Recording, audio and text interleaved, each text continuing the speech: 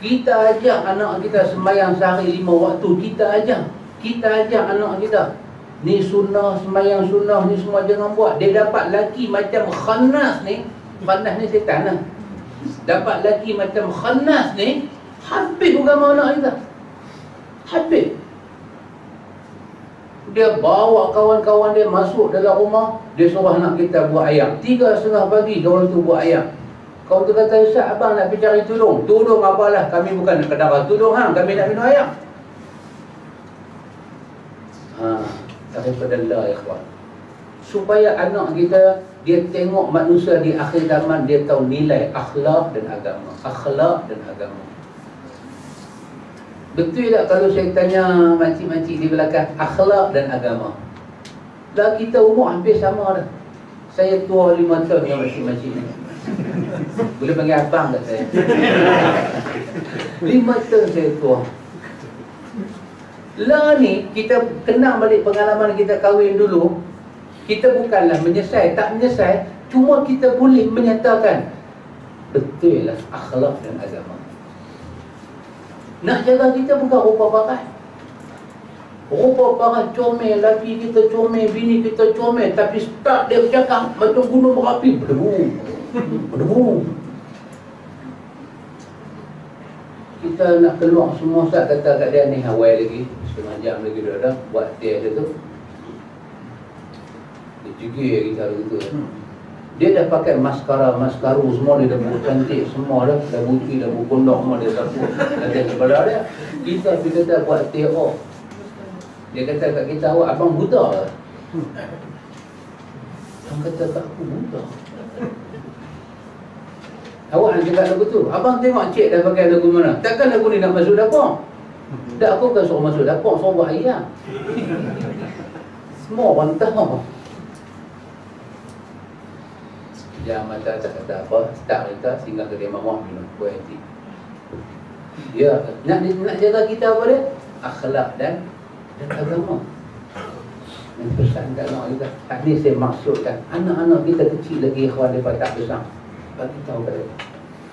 Maruah mereka, agama mereka. Pasal apa agama suruh tutup aurat? Pasal apa agama tak bagi bercampur lagi perempuan tak ada batas? Pasal apa? Dia kena tahu. Dan tutup aurat ni apa nilai dia? Dia kena tahu. Maruah diangkat dengan tutup aurat. Perkahwinan, kenapa ada perkahwinan? Kenapa ada mas kahwin? Dia kena tahu. Pasal apa jantan tak boleh usung dia ikut suka? Pasal apa dia tak boleh benarkan dia diusung oleh jantan ikut suka? Dia kena tahu. Tak, kalau hari ni di atas nama tunang, anak kata apa? Dia main-main, dia kata, pakcik saya nak bawa keluar Ustaz, boleh tak? Kita kata kat dia lagu tu, pakcik ikut sekali ya. Saya nak keluar apa dengan pakcik? Saya nak keluar dengan Mastura.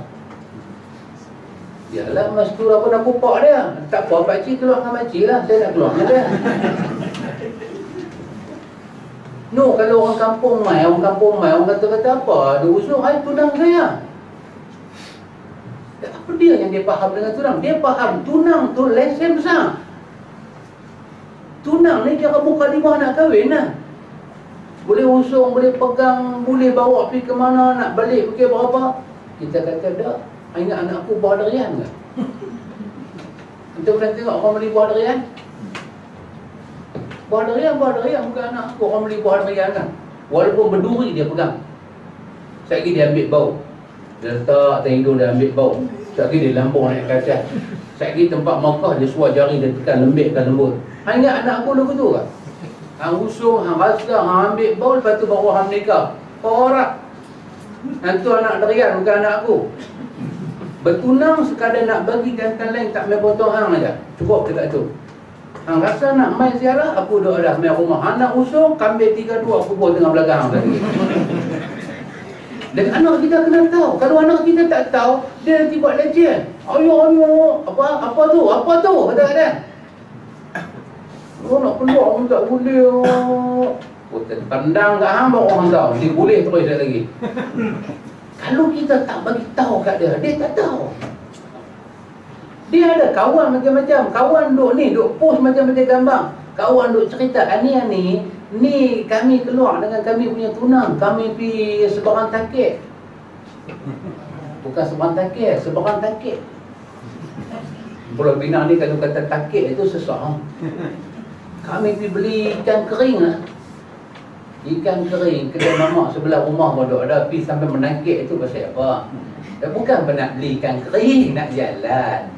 Dia anak kita duk tengok member dia duk pergi post gambar lagu tu, dia mendidik. Dia pun ada tunang juga. Pasal apa dia tak boleh keluar?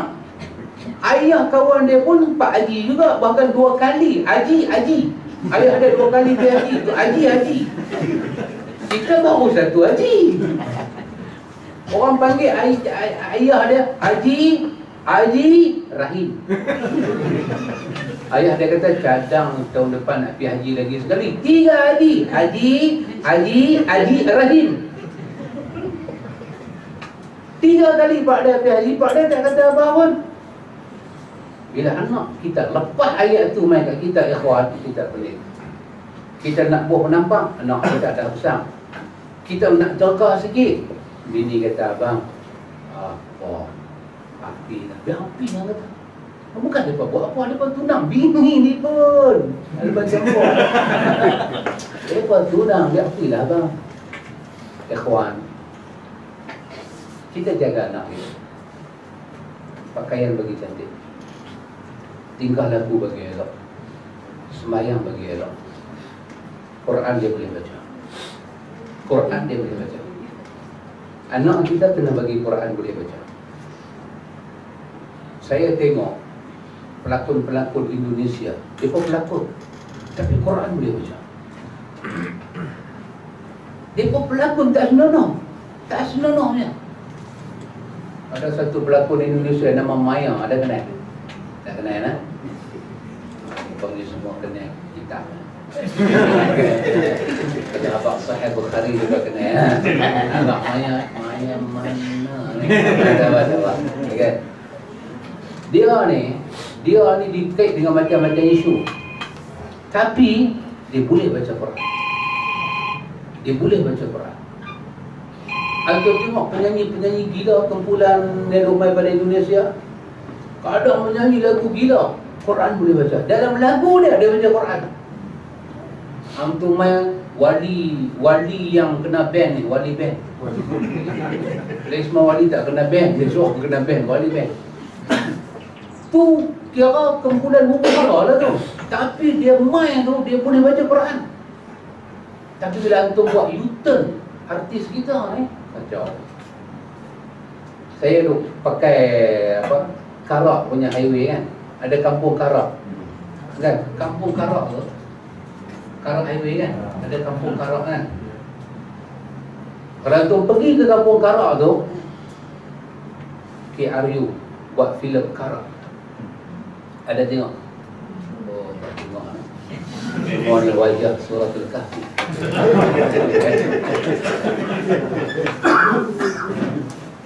Filem Indonesia, hantu tengok filem Indonesia, filem merapet, filem mengarut.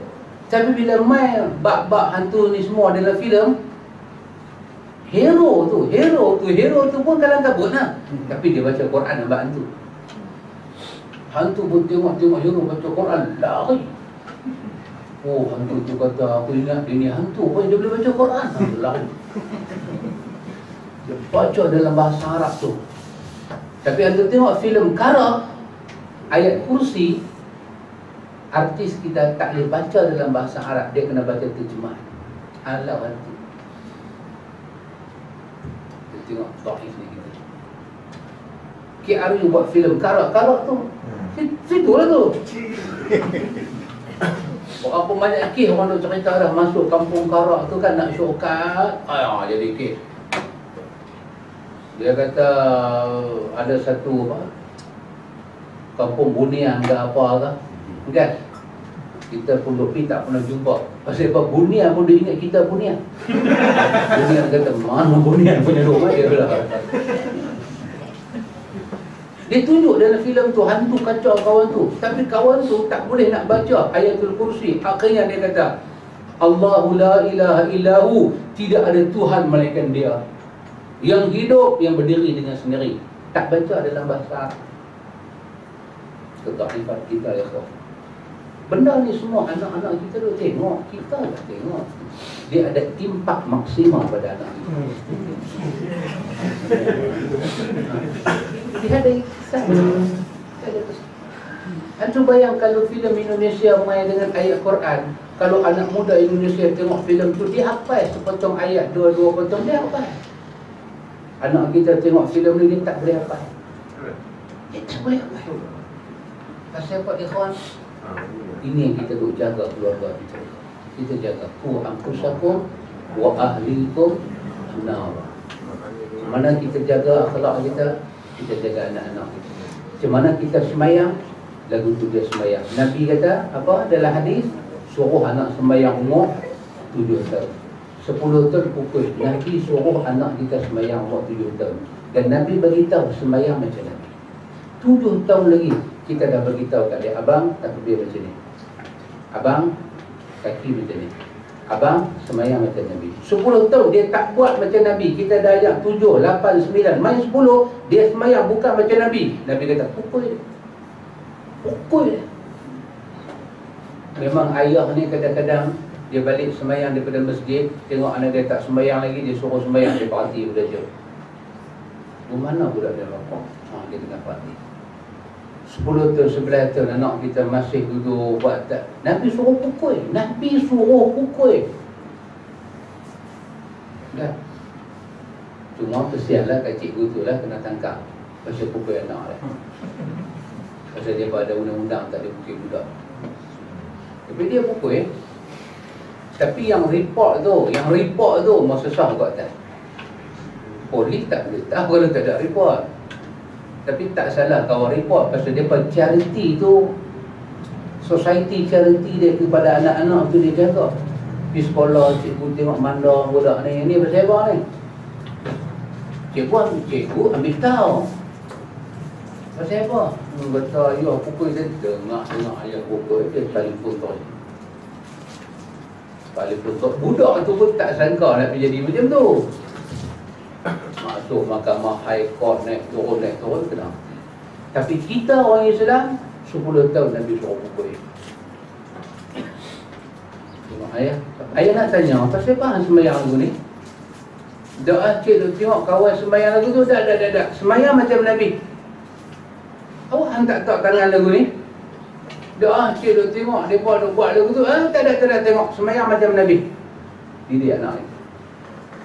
10 tahun kita ajak dia pergi masjid, dia tak lepas.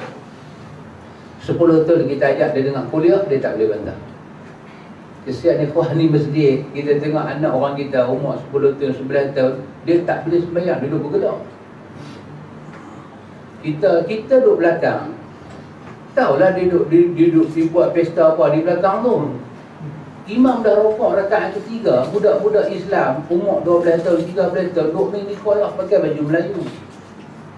Bila sekali itu imam nak sebut Assalamualaikum, dia lari, brum sekali dia lari, dia pergi duduk tahiyat. Imam bagi salam, dia bagi salam. Anak kita. Bapak dengar kuliah, cantiknya konsentrate. Nanti bapak kata apa? Budak-budak. Ini bukan budak-budak mangkuk oi. Nabi suruh pukul, Nabi suruh pukul umur 10 tahun. Tapi 7, 8, 9 tu kita ajak dia. Duduk di rumah ajak dia. Macam mana muafiq, macam mana masbuk, macam mana jamak, macam mana qasar, macam mana nak pakai seluar dalam sembahyang. Kita beli baju Melayu kat anak kita ni, kadang-kadang kaki seluar tu meleret. Di sembahyang raya. Macam tu. Nabi kata isbal, tak mau, potong. Gantung kaki seluar tu di atas mata kaki. Tak mau meleret. Tengok anak meleret, bapak cantik pula. Tengok bapak, itu mana? Bapak ni kan tukang jahit, tak jahit kan? Tak ambil tahu. Pakai tangan baju sampai sini. Sampai sini. Nabi suruh letak tangan sini, dia sampai sini. Tak jaga ikhwan. Sunnah-sunnah Nabi ni tak jaga. Macam mana besar generasi itu nak dekat dengan sunnah. Pergi sekolah jangan cakap lah. Pergi sekolah jangan cakap. Ni cerita di rumah. Nabi suruh kita jaga sembahyang anak kita. Ikhwan, inilah kita katakan sebahagian daripada perjalanan sunnah belum selesai. Artinya jalan nak faham sunnah ni tak habis lagi. Banyak lagi nak kena faham, nak kena tengok, nak kena buat. Semoga Allah merahmati kita dan Allah tak masukkan kita dalam orang yang sempit hati untuk faham agama. Baik akhwan, sebelum kita tutup majlis, ada soalan?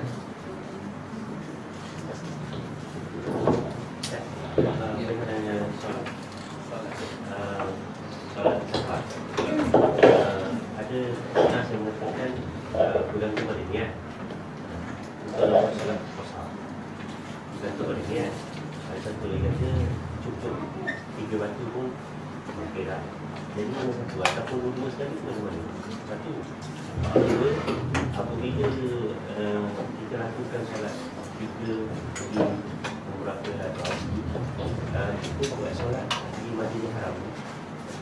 Adakah kita semua kita kena qada ataupun kalau kita tak sempat dengan imam kita buat kosong juga batu tu sebab lepas tu kalau dia ada tak nas yang mengatakan nama nampak ibadat taubat ataupun hakikah tak boleh lain pada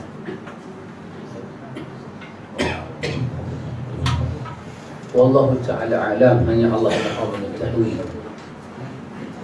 Soalan pertama tadi berkenaan dengan sembahyang qasar. Sembahyang qasar. Wallahu ta'ala alam, hanya Allah Maha mengetahui.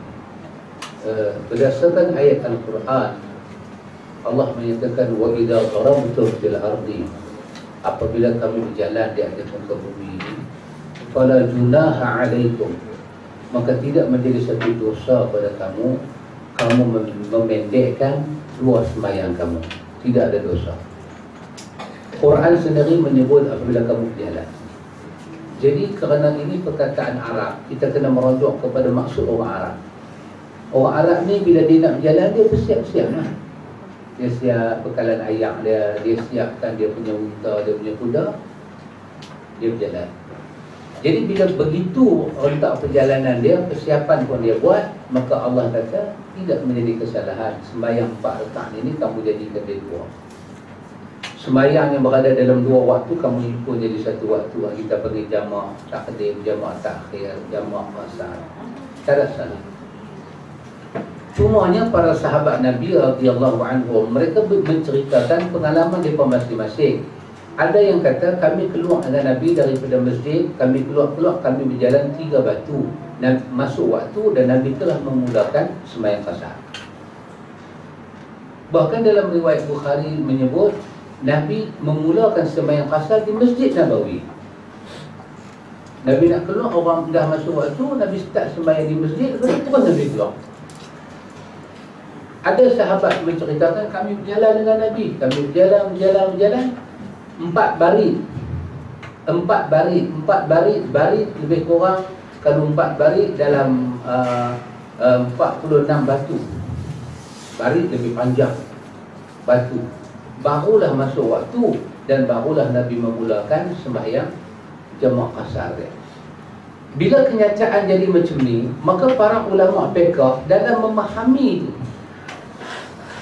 kita belajar ilmu hadis, kita boleh faham sirah hadis. Nabi keluar daripada rumah waktu tak masuk lagi. Nabi berjalan. Berjalan sampailah langkah Nabi itu cukup 46 batu, baru orang bang zuhur. Maka Nabi mula pada sembahyang zuhur. Takkan Nabi keluar nampak zuhur, waktu tak masuk lagi. Maka ada ulama fiqh kata, tengok Nabi berjalan 46 batu baru dia sembahyang. Maka itu dalil jarak yang kita boleh jamak qasar mesti 46 batu. 46 batu itu yang diukur dengan kilometer hampir 100 kilo. Itu yang dipegang hadis riwayat Ibn Abbas. Tapi sahabat lain pula kata, kami keluar daripada Nabi harusnya dalam jarak 1 farsakh. 1 farsakh sama dengan 3 batu. 3 batu kalau kita kali dengan kilo,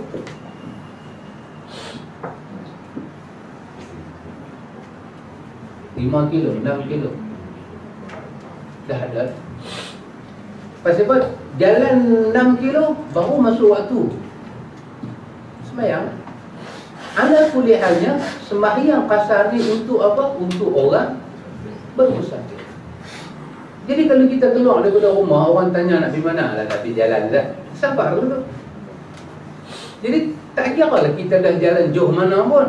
Bila kita nak pergi safar, masuk waktu, buatlah cara jamak kasar ni. Tak kira lah dah sampai 100 kilo ke, baru bergerak 20 kilo ke, tapi memang perjalanan tu nak safar, mulakanlah sembahyang jamak kasar sekiranya waktu dah masuk. Nanti kita balik pula sampai ke masjid rumah kita, boleh hentikanlah kita punya sembahyang jamak kasar. Jadi kalau tanya ustaz, niat ada dua. Satu maksud niat kita nak safar itu apa? Itu tak penting. Pasal hadis Quran langsung tak berbicara soal niat. Soalnya perjalanan. Perjalanan yang jauh itu yang dibincangkan oleh Quran dan Sunnah. Maka walaupun niat dia nak pergi bunuh orang sekalipun, pergilah bunuh. Tapi dia boleh tak buat jamak kasar? Boleh buat. Syafi'i kata orang macam ni patut malu. Dia nak pergi bunuh orang, tapi dia ambil kemudahan agama Tuhan. Patut dia memalu depan Tuhan. Tapi boleh dah niat tidak masuk dalam nawaitu. Kita nak pergi tengok bola, bolehkah nak jamak kasar? Boleh. Pasal tak boleh. Ataupun nak pergi smuggle ganja. Ni ada satu smuggle lagi, smuggle ganja. Boleh tak jamak kasar? Boleh. Oh boleh, boleh. Hang punya niat, hang punya pasal. Kami peduli apa niat. Kami duduk bincang jarak hampir tu jalan. Boleh tak boleh? Nak pergi apa kempen pilihan raya? Boleh. Boleh. Ni nak pergi tengok, ni ada depa rumah hantu nak pergi tengok. Boleh. Bagi tahu kat hantu tu, ni aku main ni jamak kasar anda tak? Pasal apa kita kata boleh? Pasal Quran main macam tu. Wa idza darabtum fil ardi, bila kamu berjalan di atas muka bumi, pendekkan sembahyang kamu.